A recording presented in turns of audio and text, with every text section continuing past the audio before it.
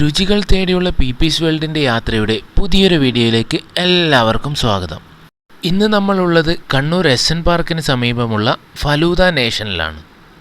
Falooda Nation the sweetest affair, പേരിൽ പറയുമ്പോൾ തന്നെ സ്വീറ്റാണ് ഇവിടം.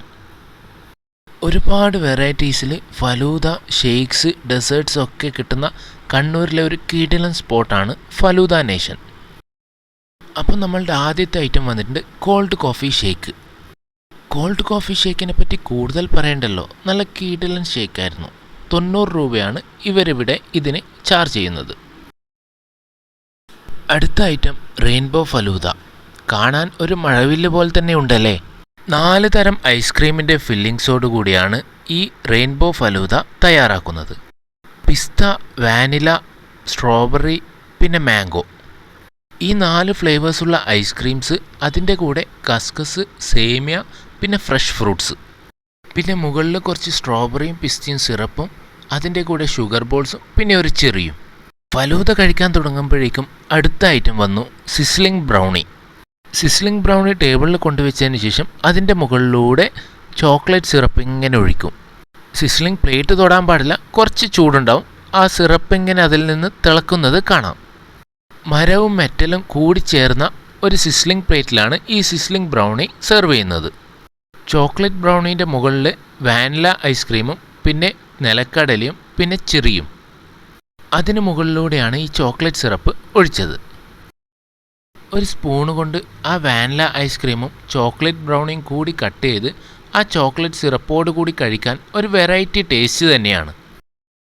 ചോക്ലേറ്റ് ബ്രൗണിയുടെ അടിയിൽ ഒരു പൈനാപ്പിളിൻ്റെ പീസ് കൂടി വെച്ചിട്ടുണ്ട്. അത് പിന്നീടാണ് കണ്ടത്. 170 രൂപയാണ് ഈ ഒരു സിസ്ലിംഗ് ബ്രൗണിക്ക് ഇവർ ഈടാക്കുന്നത്. ഇനി ആ പൈനാപ്പിളിൻ്റെ ചെറിയൊരു പീസ് കട്ട് ചെയ്ത് ആ ചോക്ലേറ്റ് സിറപ്പിൻ്റെ കൂടെ നന്നായി മിക്സ് ചെയ്തതിന് ശേഷം കഴിച്ചു നോക്കാം. പൈനാപ്പിളും ചോക്ലേറ്റും കൂടിയുള്ള ടേസ്റ്റും നന്നായിരുന്നു. ഇനി ഈ സിസ്ലിംഗ് ബ്രൗണി വേഗം ഒന്ന് ഫിനിഷാക്കി കളയാം. എന്താണെന്ന് വെച്ചാൽ സിസ്ലിംഗ് ബ്രൗണി വന്നപ്പോൾ മാറ്റിവെച്ച നമ്മുടെ റെയിൻബോ ഫലൂദ അവിടെ വെയിറ്റിംഗ് ആണ്. ഇനി നമുക്ക് നമ്മുടെ റെയിൻബോ ഫലൂദ കഴിച്ചു തുടങ്ങാം. മുകളിൽ തന്നെ 3 തരം ഐസ്ക്രീം കുറേശ്ശമായി വെച്ചിട്ടുണ്ട്. അതിൻ്റെ തൊട്ട് താഴെയാണ് ഫ്രഷ് ഫ്രൂട്ട്സ് ഒക്കെ ഉള്ളത്.